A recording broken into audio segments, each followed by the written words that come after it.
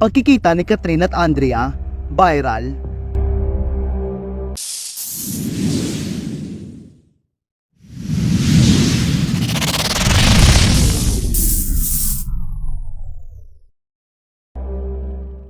Mainit na pinag-uusapan ngayon ang mga pasabog na kaganapan sa katatapos lang na ABS-CBN Christmas Special 2023. Ngunit ang pinag-uusapan nga ng lahat ay ang pagkukros ng landas o unang pagkikita ng mga aktres na sina Kathryn Bernardo at Andrea Brillantes matapos ang hiwalayan ng Katniel.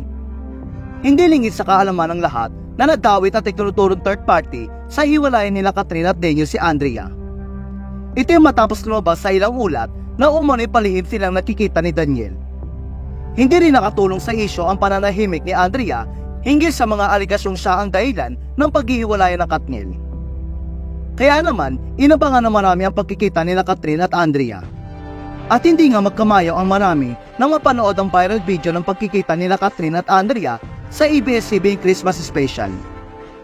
Makikita kasi rito na mukhang may bahid nga na katotohanan ang mga lumalabas na isyo laban kay Andrea.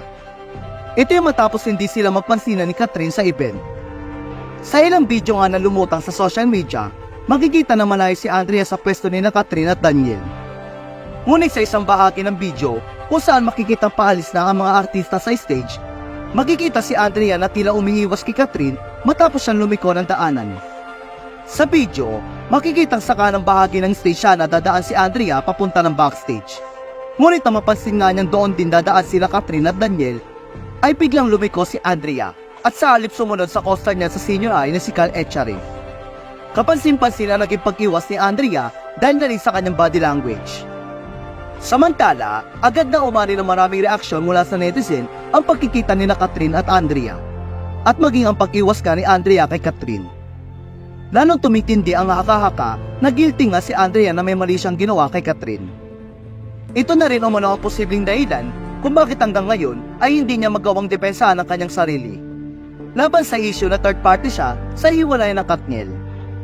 Samantala, marami naman ang humanga at pinuri ang pagiging professional ni Kathryn. Marami kasi ang nagsasabing pinakiusapan lang ng management si Kathryn na muli sila magsama sa stage ni Daniel para sa kanilang fans. Hindi rin may kakailan na pinagsama pa rin ng management sila Kathryn at Daniel. At bilang pasasalamat na rin nga niya sa kanilang fans, walang pagdadalawang isip na pumayag si Kathryn sa hiling ng management.